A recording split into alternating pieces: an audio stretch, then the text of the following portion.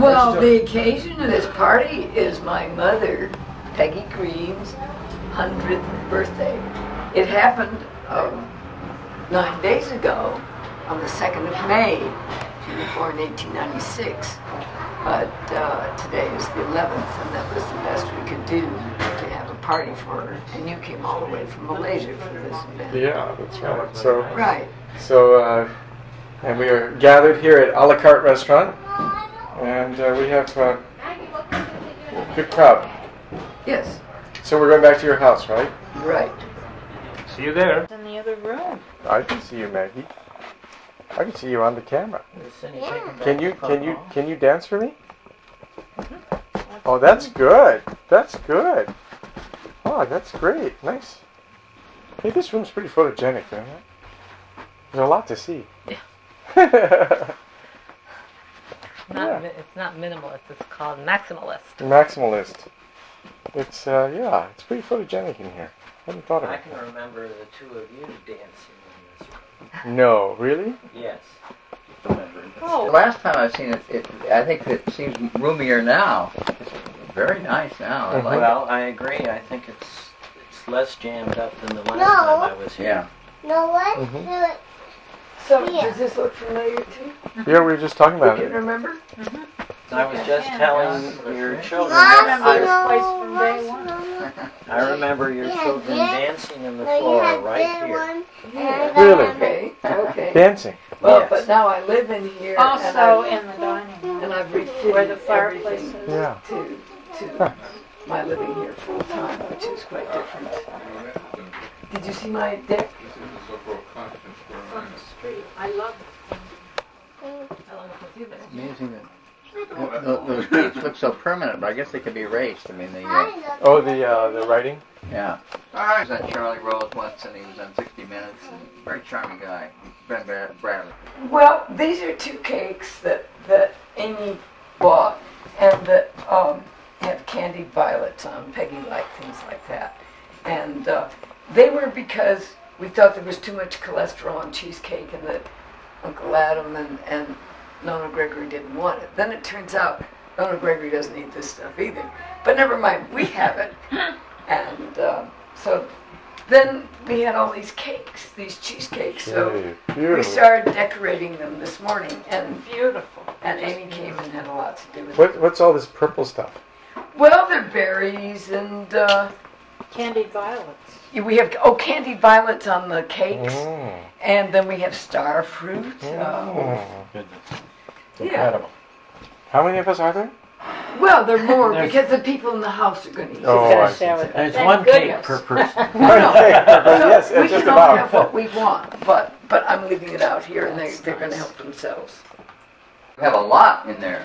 Well, it makes sense. I'm tired of having people use all my big towels, and I started using the guest towels myself. And that kind of gets in your house. These were supposed to be cut up as part of the decorations, but we didn't get them till the last minute, so you just have to eat one as you go by. Maybe one. We take one. This is the low-fat one. Oh yeah. We had herbs and stuff, and a drip system of stuff. Quite remarkable. A garden on the roof. Yeah. I mean, this was called maximum use of this house. Yeah. Oh, that's. I think she's achieved that. Yeah. She has achieved that. Oh, I remember that. No doubt.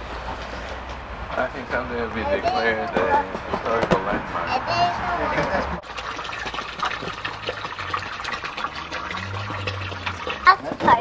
Very proud. We'll be a party. For who, Maggie? Maggie. This is that which I never remembered what they were.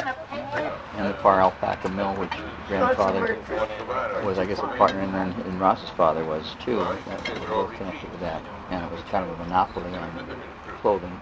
Anytime you get a monopoly, it's a good deal. And it sure is. These are Peggy's cups we're drinking out of. I've almost never used them.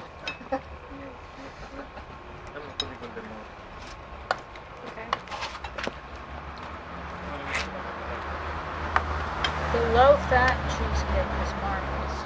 Absolutely marvelous. It's 99%. Yeah. Well, that, 90% fat free. I love these formulations. 9% fat free. Fat free, that's what they I say. think it's very fantastic. sorry, but it's still a So lot how better. fat free is the other one? Probably 92%. No, there's a Just lot of enjoy fat. it, The Robin. other, no, this is not as I fatty think all as, the fats in that one is you in could this. get very fatty cheesecakes, and this is not that fatty. Good for you. Hey, I never know what she had these. was it good? Good. Yeah. You want the That expression reminds me of the story of Grandfather Green. You remember when we had this groaning table at Thanksgiving with about 25, 30 relatives around grandmother at one end and grandfather at the other. And grandfather would start in eating the soup before everybody was served, and grandmother at the other end would say, "Is it good, Addie?" And he would look kind of embarrassed and put his spoon down. Well, I thought he always had the excuse that he had to get up and carve the turkey. Right. You remember that they always had two turkeys.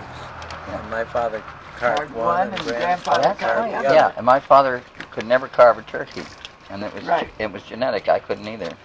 Well, I always felt your father had no interest in carving a turkey. Right. Neither did I. I inherited the same lack of interest in carving a turkey that he did. No, I'm referring to your discussion with Peggy. Maggie, I mean. With Maggie. You had the wrong criterion. You stressed the ease of it, but that was not her point. Maggie, is it good? Yeah. Oh. Good. In any case, she's using pork now. Yummy. I remember Marshall for the only time, 1970, when Nancy and I were back east. He seemed to be very annoyed that I was no longer calling myself Addison. You can't fight. I could tell that he thought that was a real betrayal of the family. And there were just an awful lot of Addisons in our family. Yeah. Yep. A lot of little Frederick Addison and who else? Any other Addisons since then?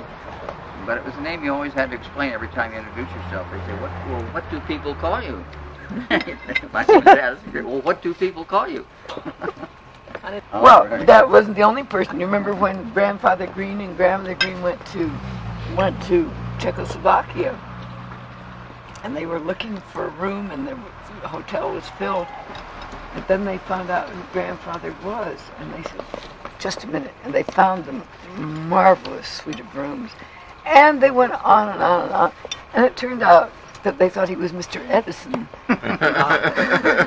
Thomas Alva. So these being Peggy's cups, what makes them Peggy's cups? She bought them? She inherited them? She bought them, collected them, and she gave them to me before she died, and I built little shelves to put them on, and I've had them in my dining room there all these years. The point being they're just charming individual cups, and not Yeah. sets, right? Oh, by no means a set. The most interesting one is this, of course, because people don't know what it is. But that's what people used to drink coffee and tea out of. And they poured it into their saucer and drank from the saucer till they could. But it was a bowl and it had no handle. So how far back does it go? I don't know, early 1800s probably. No more. You know, I mean, they might have had that style before. But I don't think there's it was anything. for sake. I thought it was for sake. It would be if it came with a sort of a tall, thin thing. Inside, but it isn't so bad after it gets going. All right. We'll see. Okay. I remember Peggy, and starts out childhood. My mother never pretended to be maternal. Cindy and Dad got up hundreds, maybe thousands of times when I was having asthma attacks and gave me shots of adrenaline. I think I remember my mother coming into my room once in all those years when I was sick. I remember her coming in once when I wasn't sick and perching on the end of my bed. I said, "Don't you think you've had too much to drink, Mother?" She walked out in a huff. I don't blame her. When Mother moved to Berkeley in 1958, she couldn't bear the idea of being a grandmother and asked Joel and Amy to call her Peggy. Under the circumstances, I thought it was ridiculous to call her Mother and therefore started calling her Peggy. Cindy objected at first, but soon joined me. She usually came to Squirrel Island in the latter part of July, a few weeks after Cindy and I arrived to visit our maternal grandparents, and stayed on after the 1st of September, when Cindy and I went back to school. It was always a relief to see her, because Grandmother and Grandfather Oldham had too many rules. Peggy never enforced any rules, at home or at Squirrel, and the atmosphere at the island was always more relaxed after she showed up. Her standard expression of disapprobation for me when I was a kid was, "Don't be silly, Sonny." Nothing stronger. She loved telling stories about Cindy and me, like the one in 1936 when Cindy and I were seeing her off on the train where she was an alternate delegate to the Landon Convention. Landon was Franklin Roosevelt's first challenger for the presidency and the father of Senator Nancy Kassenbaum of Kansas. Sensing a good photo op with the press in attendance to see the delegates off, she went over to Cindy to pin a Landon button on her. She said Cindy gave her a disgusted look and said, "Take that thing away, I'm for Roosevelt." Peggy managed to get a story off about me at a Thanksgiving dinner with about 25 relatives at Grandmother and Grandfather Green's. It seems that I was about 13 and had been taking ballroom dancing lessons and been practicing a few steps at home to pop records. I suddenly got the notion to call up Ada Behrman, a gorgeous married Austrian woman, friend of the family's, who used to look at my postcard collection when she was visiting and who I thought shared my feelings. I said, "How about coming over and trying out a few dance steps with me?" You were what, 15 or 14? I was about 13. 13. Right. When she proffered a few gentle excuses, I said, "But my parents are out. It may be the only chance we'll get." Peggy didn't leave anything out and relished the story. It never occurred to her that this kind of story might cause me real embarrassment, and if it did, so what? Actually, it didn't. Teenage years. She laughed a lot.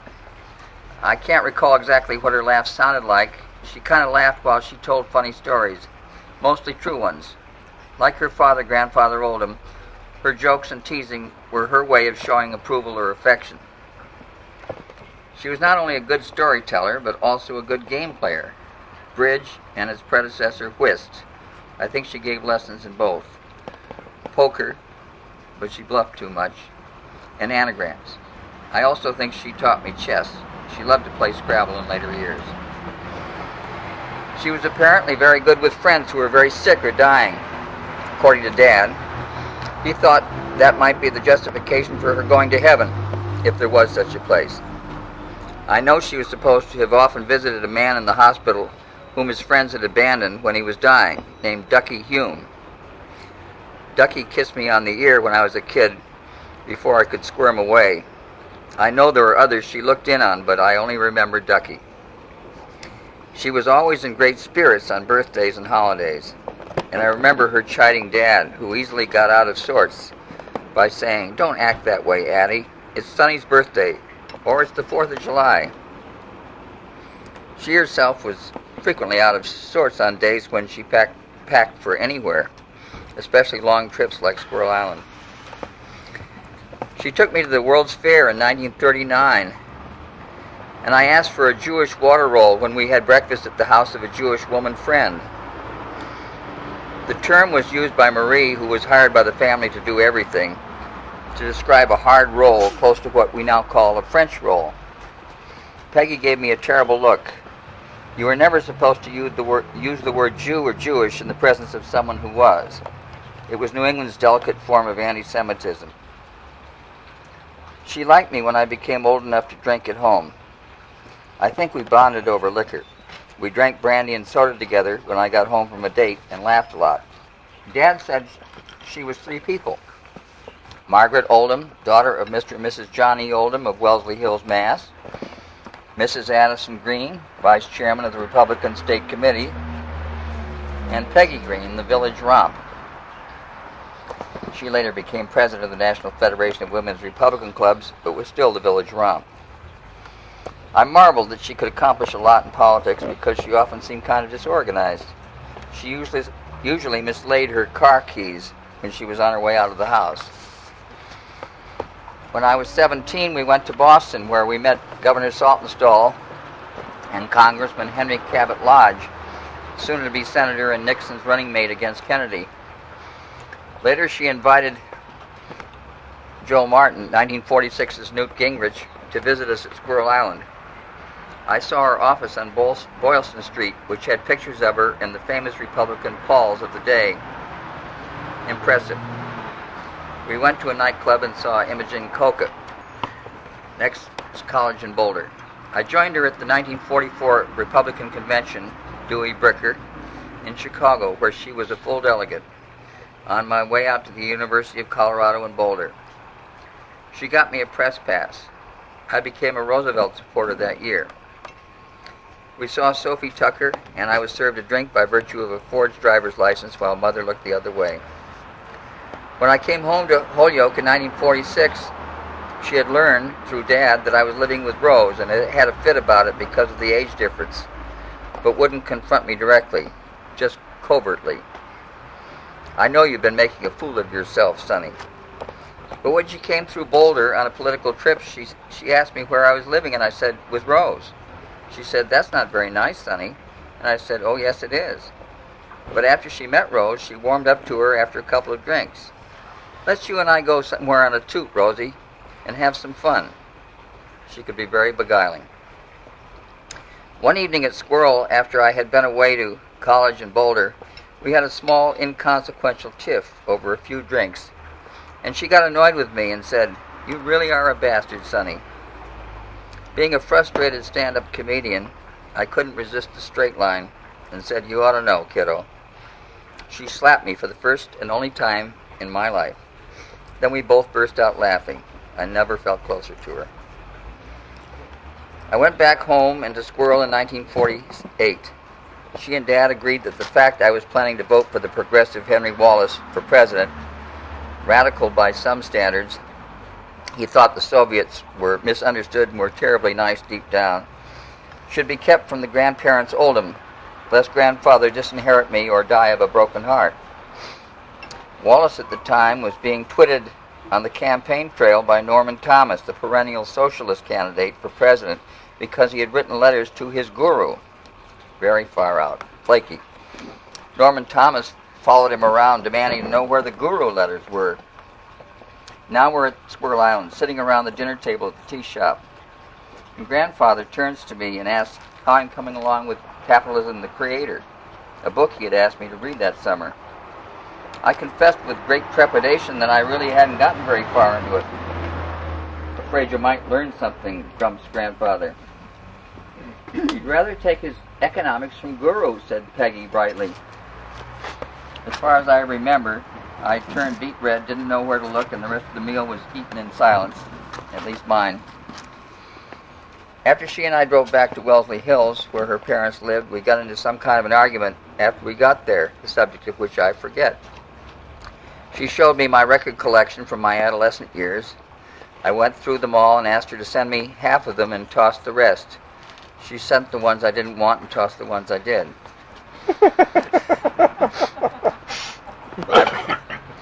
I probably received approximately half a dozen letters from her during the 15 years after I left Holyoke and before she came to Berkeley. And they were generally warmer and more affectionate than I expected. San Francisco. I got married in 1957 to Martha and wrote the family sometime in December. I waited to hear from Peggy, and a couple of months after the wedding, sometime in March, I phoned her. When I asked her why she hadn't been in touch, she replied rather apologetically, I meant to call, but I didn't know when you'd be home, Sonny. As I mentioned before, Peggy bonded with me over liquor.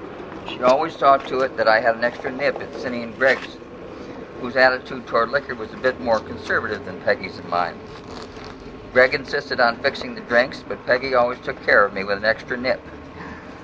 She reminded me of Marion Davies, who saw that the guests of William Randolph Hearst at his castle in San Simeon were not restricted to the single drink mandated by the host, by tiptoeing around with a concealed bottle to be sure that her favorites were kept happy. In 1961, she took a small ship and joined Cindy and Greg in Italy a month or so before Martha and I came over. She loved telling about how Amy had seen the Doggies Palace in Venice and was amused that Amy seemed embarrassed by her presence when she tried to talk English to Amy in front of her Italian friends. In the last few years of her life, 1972 to 1975, when she was in her late 70s, my friend Pat and I did the grocery shopping for her on weekends. We would sit around in the garden, as she called it, which was littered with the filters from the Parliament cigarettes that she constantly smoked, but, like Clinton, never inhaled. She would regale us with stories of her days in politics, especially Boston politics, as well as young friends, as well as about friends and about family. I remember her telling of a young congressman from Massachusetts who had just been elected and was studying the rules of the Congress and had only time for a quick drink with her and her Republican friends because he was too busy getting the hang of things. I think that may have been the only time she met Jack Kennedy, because it was the only story about him she told.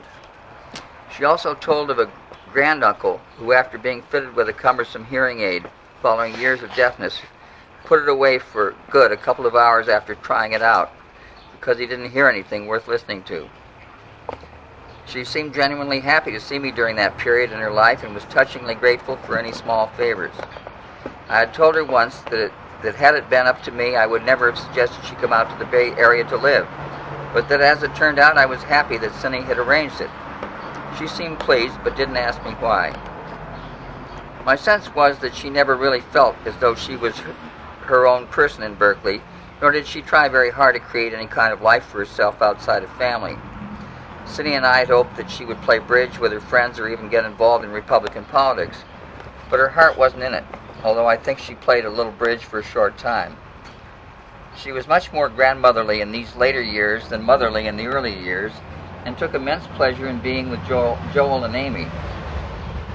I felt that she missed her old life terribly, with the parties, political and otherwise. But while she didn't complain about the past, the joy of life seemed to be slipping away from her, and more than once she talked wistfully of the day when it would be over.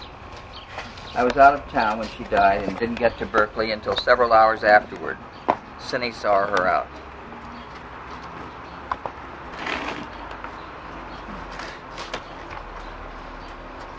Really, I myself had a lot of grievances against her that didn't clear up until the last 3 or 4 years of her life when she started losing her mind and didn't remember anything, etc.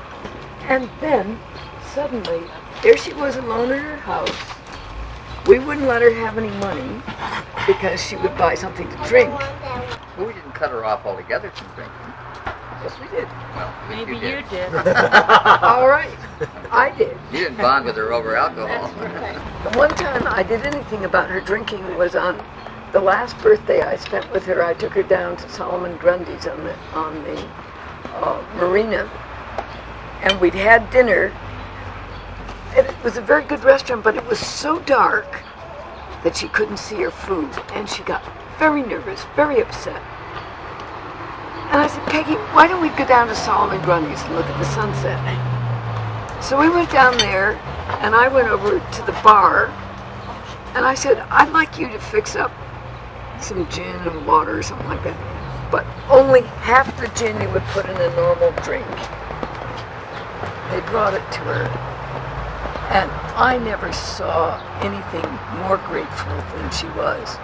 Now, this was not a strong, I mean, she usually drank something that was almost pure gin. But she hadn't had any for years, and the idea that I would have done this for her, I made no comment. I just offered her that. She didn't ask for any more, but it was one of the best times we ever had. You know, we had very good, and it started out so badly in her trying to eat her meal in the dark, and she couldn't see, and the food was spilling on her, and and she couldn't tell what she was eating because it was dark and all that stuff. And of course, not being blind then myself, I didn't have any idea what she really meant. So I know what you're talking about.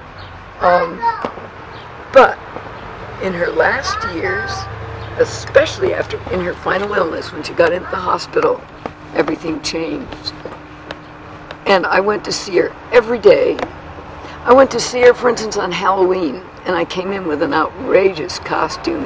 I had nose putty building up my face and sculpturing it into a different shape, and then grease paint over the whole thing so you couldn't tell which was me, which was the nose putty. And I had an outrageous costume on, and I walked in, and there were nurses screaming all down the hall. It was about 11 o'clock at night, and I was on my way to a party. And I said, oh my God. And then they said, you're Mrs. Green's daughter? Oh, she's been asking for you all day. Let me tell you, I walk in there, and Peggy said, oh, Cindy, I'm so glad to see you. I love that story. Well, that was the beginning of a total change. And about a week before she died, she asked me what I thought her chances were. And I said, well, I don't know, Peggy, it sort of depends. And she said, I have cancer, don't I? I said, for God's sake, Peggy, you have so many things wrong with you. It's not cancer, believe me. Well, what's wrong with it? Cirrhosis of the liver and assorted related alcoholic things and an inability to control her diabetes because of all that. I thought what killed her was an infection from the broken hip, Mom. Yeah, but that's what diabetics get. And she wasn't controlling her diabetes that well. And that last week, she asked me if she had cancer, and I said no.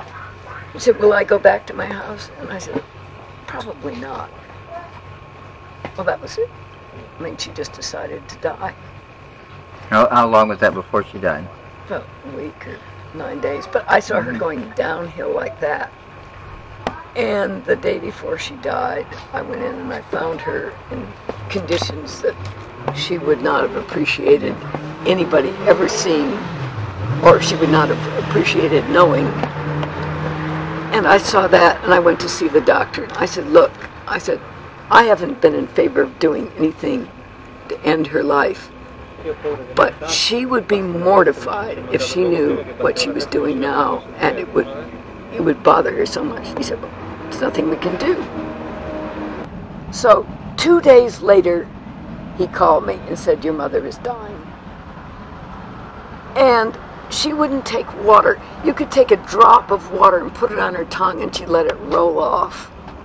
But she knew me. She always knew me when I came. This was one of the most incredible things, considering how I'd always felt about her. And I was there with her. She didn't talk or anything, but it was clear she'd been waiting for me all day, and I was there. And then about an hour later, she's listening to Christmas carols, and she dies in my arms. So I went home and I told Greg's cousin, Misha, I said, you know, that's amazing. The doctor wouldn't take care of her, and so she decided to do it herself. Misha looked at me and said, what made you think that? And what he said was, obviously the doctor believed what you said, and he went ahead and proceeded on that assumption. Mm. He said, this is very common, and of course he's not going to tell you. I mean, it's just amazing. That's interesting. Oh, what I didn't tell you also was that the week before she died, she turned to me and said, you know, Cindy, I'm afraid I was never a very good mother to you. And I said, Peggy, you know, I always thought that. But it's funny, in the last few years, I've stopped thinking that. I don't believe that anymore. And we both burst into tears, cried in each other's arms, and a few days later, she was dead. So that's my story. And you have a Zoom if you want. Oh, I see. That's Zoom. Okay. And then you get mixed up and the pictures get very interesting. Maggie. Joel, Yes. have you prepared a few memoirs of your grandma? I hadn't prepared myself, but I'm now that I realize that that's what our plan is, I better start doing Well, it. it's haven't prepared anything either. a few things that we say may trigger something. That I'm sure they will. It won't be that hard, you know. Amy, I would say, sure. It won't be that hard. Mine's more formal. I have written. You've written it I've down. That's fantastic, but maybe that'll spur us Well, on. you're sort of the senior person. Well, thank you very much. He's only 70, for God's sake. I know. It's a mere the froth attitude, of a Mom. boy. It's the attitude. Yeah, all right. It's the attitude. So Ross must be 71. Hey, Ross. Just a child. You're what, August 12th? So you were going to... I'm June 12th. How'd you remember that? No, you're June 9th. I don't know, because I was, Aren't you June 9th? No, I'm October 9th. That's right. no, but I never was around for your birthday because we were always away, but you came to a lot of my birthdays. And, so one day I said, when is your birthday? And you said it was August 12th. That's remarkable. I mean, I remember 12s. 10 days before Dad's birthday. Right. Which was the same as my mother's birthday. Oh, is that She right? was the 22nd? Yes. I never knew that. You know, she would have been 100. Yeah, let's This not get summer. into that. Oh, We're going really? to have enough ceremony. No, she's getting us in the right mood. Well, that's true. No, but I but- just think that Well, we I just stop want with to approach 100. one other thing. When did Peggy die? She died in December 21st, Georgia's birthday, 1975. Oh, my God. Connie died December 15th, 1975. I know, she died just before Peggy. I remember. And Dad died the And they day were after both- his birthday in August 23rd in 1975. Yeah, right. So, That was a dark year It was for a the white family, yeah. Yeah. Oh, So my your birthday. mother died what day? This is a very interesting year in terms of... December 5th. Peggy turns 100. My father turns 75. Georgia turns 50. It's... Oh gosh, I haven't turned yet. It's our 20th anniversary. It's Joel's Joe? 10th anniversary this That's year. right. It's Georgia's parents' 50th anniversary this year. Amazing. A lot of memories. Oh, I'm sorry, I had my 70th last year then. Well, last year I went out for my Come across lots of 50th reunion. I never went to any reunion before, but I went there. And I was 1 year late for the reunion to the family because my mother's 75th reunion was the year before, and my grandmother's 100th reunion was the year before. that. You went to the Smith reunion last year? Yeah. That's been 6 weeks ago. Did you meet some old pals? Pals, no. I mean, I did one or two, but mostly I did what I had hoped to do, was find out the people that I never bothered to talk to and didn't even want to know. Turned out to be much more interesting than anybody I'd known there. And so I had a very nice visit. And then I Maine, spent 3 weeks in Squirrel Island and Burbank. And Lascia perdere, Marco lascia June ma 10th quella si mette a fare and le storie. June 12th. And I was the oldest one. Maggie, I why don't was you come up here? 71. They all turned 70 at the same time, so I had to go there because it was a big Come on in the birthday party movie. for the You want to come in the 70-year-old film? who had my Joe is birthday. filming? And You don't want to so be in there? I went to her party. Okay. No, yeah, actually, that's pretty It good. was his My- film. Yeah, Yeah. it was his good. Has my friend is majoring in film, so I figured I have something to talk about. You can be pretty good as a director, Marco, I know that. He's better as a subject. See it? No, he's also good at that.